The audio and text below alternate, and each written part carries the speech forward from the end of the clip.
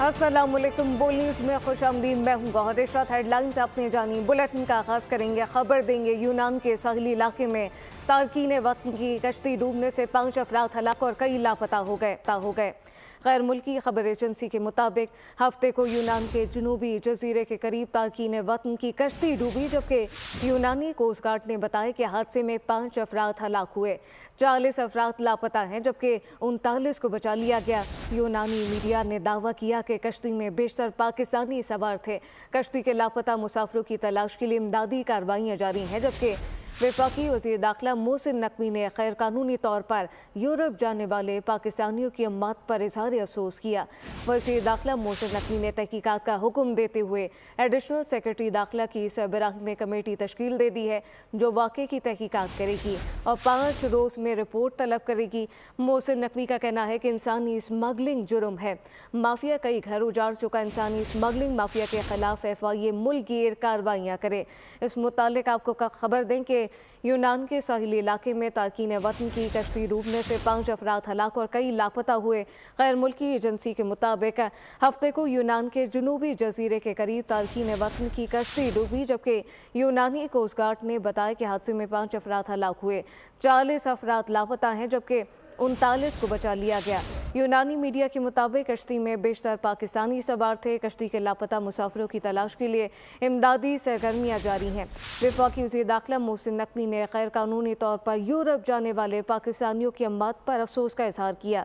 वज़ीर दाखिला मोहसिन नकवी ने तहकीकात का हुक्म देते हुए एडिशनल सेक्रेटरी दाखिला की सरबराही में कमेटी तश्कील दे दी है, जो वाक़े से मुतालिक तहकीकात करके रिपोर्ट पेश करेगी। मोहसिन नकवी का कहना है कि इंसानी स्मगलिंग एक जुर्म है। फ्रांस के शुमाली शहर डनकर्क के करीब फायरिंग से 5 अफराद हलाक हो गए। मरने वालों में दो तारकीन वतन और 2 सिक्योरिटी एहलकार शामिल हैं। फ्रांसीसी मीडिया के मुताबिक हमलावर ने खुद को पुलिस के हवाले कर दिया। मुलजिम ने 5 अफराद को कत्ल करने का एतराफ़ कर लिया है, जबकि पुलिस ने हमलावर की गाड़ी से मज़ीद 3 हथियार बरामद कर लिए। फ्रांसीसी वज़ारत दाखिला के तर्जुमान का वाक़े पर बयान देने से गुरेज। इस मुतालिक आपको बताएं कि फ्रांस का ये शहर है जहाँ पे फायरिंग का ये वाक़या पेश आया। 5 अफराद हलाक हो गए। मरने वालों में 2 तारकीन वतन, 2 सिक्योरिटी एहलकार शामिल हैं। हादसात और दीगर वाक़यात का जिक्र करें। आपको बताएं कि कराची के इलाके गुलिस्तान जौहर में फायरिंग के 2 वाक़यात पेश आए। 2 अफराद जाम बहक हो गए, एक बच्ची शदीद जख्मी। जौहर ब्लॉक 19 बलोच ग्राउंड के करीब फायरिंग से खातून मौके पर जाम बहक हो गई, जबकि बच्ची शदीद जख्मी हुई अस्पताल मुंतकिल कर दिया गया। गुलिस्तान जौहर ब्लॉक 9 में शादी की तकरीब के दौरान फायरिंग का वाक़या पेश आया। एक शख्स जाम बहक हो गया। जाम बहक शख्स की शनाख्त आबिद के नाम से कर ली गई। कराची में रात गए ट्रैफिक हादसात में 2 अफराद जाम बहक हो गए, 2 शदीद जख्मी। इशारा फैसल पर तेज रफ्तार गाड़ी की टक्कर से मोटरसाइकिल सवार जाम बहक हो गया। जाम बहक नौजवान की शनाख्त हसनैन के नाम से कर ली गई। सुपर हाईवे पर गाड़ी उलट गई। 10 साल का बच्चा जाम बहक हो गया, जबकि 2 अफराद शदीद जख्मी हुए। जाम बहक बच्चे की शनाख्त अफजल के नाम से कर ली गई, जबकि जख्मियों में खान कमाल और रहमतुल्लाह शामिल। खेल के मैदान से खबर शामिल करें। आपको बताएं कि पाकिस्तान और भारत के क्रिकेट बोर्ड के दरमियान ICC चैंपियंस ट्रॉफी पर तमाम मामला तय पा गए हैं।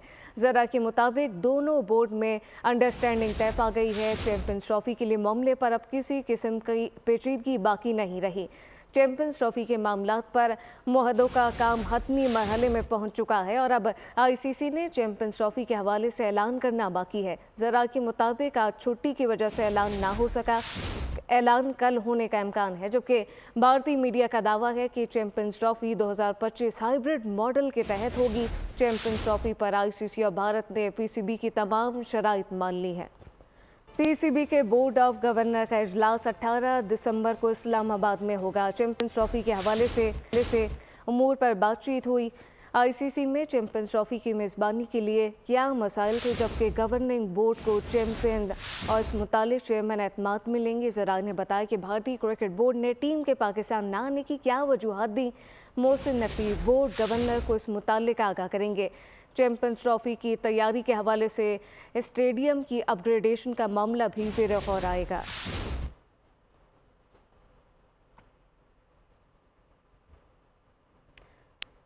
सियासी मंजरनामे से खबर शामिल करें। आपको बताएं कि धमकियां और मुज़ाकरात साथ साथ तहरीक इंसाफ में तकसीम वाज़े हो गई है। कोई धमकियां देता है जबकि जलाओ घिराव की बात करता है तो कोई कहता है कि मुज़ाकरात करो। वज़ीर आला खैबर पख्तूनख्वा अली अमीन गंडापुर ने असलहा लेकर निकलने का वाज़ेह ऐलान कर दिया है। चेयरमैन PTI ने कहा कि बस अब बहुत हो गया, अब बेहतरी की जानिब बढ़ना है। मुज़ाकरात के लिए कोई शर्त नहीं रखी, सियासी मसाइल का मुस्तकिल हल ढूंढना है। तहरीक इंसाफ चाहती क्या है? मुज़ाकरात की मेज पर बैठना है या वही फिर मारधाड़? PTI की क़यादत अपना राग अलापने लगी। रहनुमा मुख्तलिफ धड़ों में बट गए। गंडापुर अपनी वही पुरानी रविश पर धमकियां असलहा लेकर निकलने का ऐलान कर दिया। जो गोली चलाने वाला निहत्थे पे गोली चलाता है और अपने लोगों की जिंदगी बचाने के लिए हमें उनको रोकना पड़ता है, फिर हम असला लेके जब निकलेंगे तो फिर हम दिखाएंगे भागता कौन है, फिर तुम लोग नजर नहीं आओगे।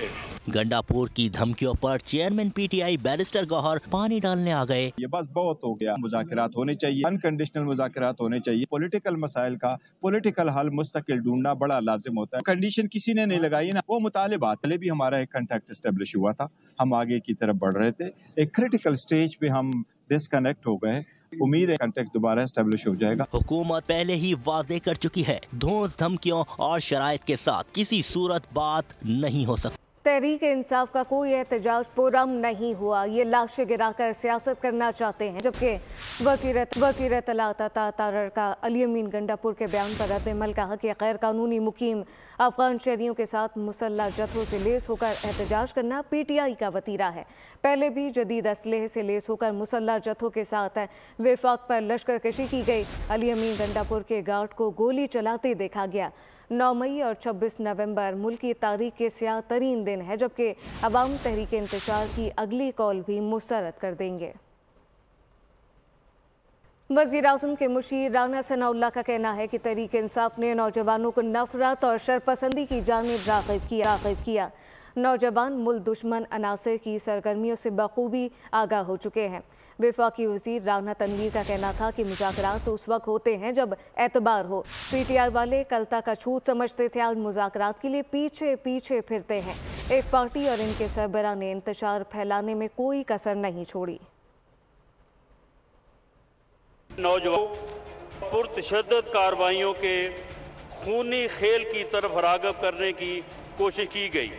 नौजवान नस्ल बाशऊर और मुल्क दुश्मन अनासर के अज़ाइम से बखूबी आगाह हो चुकी है। मैं नौजवानों से कहूँगा कि उन सासी अनासर से बचें जो आपको अपने मज़मूम अज़ाइम के लिए बतौर ईंधन इस्तेमाल करना चाहते हैं। खेल से मोहब्बत रखने वाले, खेल से काम के लिए काम करने वाले और ऐसा जज्बा रखने वाले लोग जो हैं वो आगे आए और आगे आके जो है वो नौजवान नस्ल के लिए जो है वो फैसिलिटीज़ पैदा करें, रास्ते उनके लिए खोलें ताकि वो अपने आप को जो है वो आगे जाके जो है वो मनवा सकें।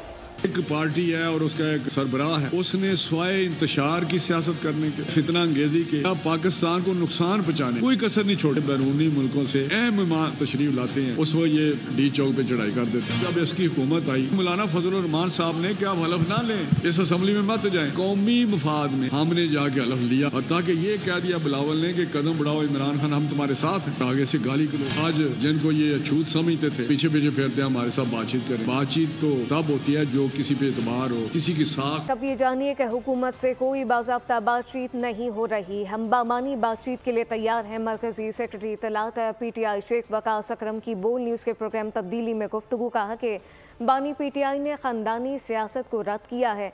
रिहाई का बेहतर तरीका तो अदालतें हैं। सलमान सफदर बानी PTI के मरकजी वकील हैं, जबकि गलतियाँ नहीं की, सियासी फैसले किए हैं।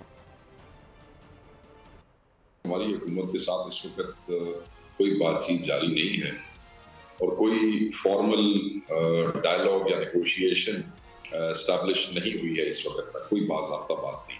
मीनिंगफुल डायलॉग हर वो शख्स, हर वो एंटिटी जो डिलीवर कर सकती है इन दो इश्यूज के ऊपर, हम उसके साथ बैठने को, उसके साथ मुज़ाकरात करने को तैयार हैं। करोड़ों लोगों का नुमाइंदा कितने अरसे तक आप जेल में रख सकते हैं झूठे मुकदमा में? अगर आप सजाएं भी दे लें तो एक शख्स जो कि एक करोड़ लोगों का नुमाइंदा है, पूरे पाकिस्तान का सबसे बड़ा लीडर है, पाकिस्तान की सबसे बड़ी पॉलिटिकल पार्टी का लीडर है। आप उसको ज्यादा देर तक नहीं रख सकते। हमारे लिए तो खान का हर फैसला सही फैसला है। मैं तो खान के किसी फैसले को गलत नहीं कहता, ना कोई इमरान खान का चाहने वाला। नाज़रीन, मदारिस बिल पर हुकूमत और JUI के दरमियान बैकडोर राबते। सराय ने दावा किया कि नए बिल पर हुकूमत और JUI में मुशावरत जारी है। वज़ीर आज़म ने शहबाज शरीफ ने पार्लियामेंट का मुश्तरका इजलास बुलाने की एडवाइस भी सदर मुमलिकत को भेज दी है। इजलास में दीनी मदारिस की रजिस्ट्रेशन समेत 8 बिलों की मंजूरी का इम्कान है। पार्लिमानी ज़राए का कहना है कि वज़ीर आज़म की एडवाइस में मुश्तरका इजलास 17 दिसंबर को दिन 11 बजे तलब करने का कहा गया।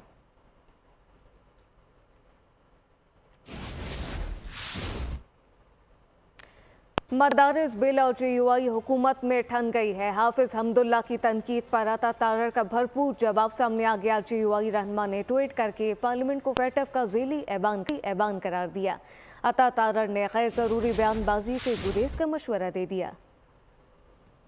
मदारिस रजिस्ट्रेशन बिल पास होकर भी पास न हुआ। सदर ने बिल को फेल किया तो JUI रूठ गई। JUI रहनुमा हाफिज हमदुल्ला ने ट्विटर X पर रद्द अमल दिया कि सदर का एतराज बिल्ली थैले से बाहर आने के मुतरादिफ है। हाफिज हमदुल्ला का रद्द अमल देना था कि अता तारड़ भी जवाब देने के लिए कूद पड़े। रीट्वीट करते हुए सदर के एतराजात को कानूनी और आईनी करार दे दिया। हाफिज हमदुल्ला ने लिखा था कि बिल पर एतराजात का मकसद मदारिस को फैटफ के हवाले करना है।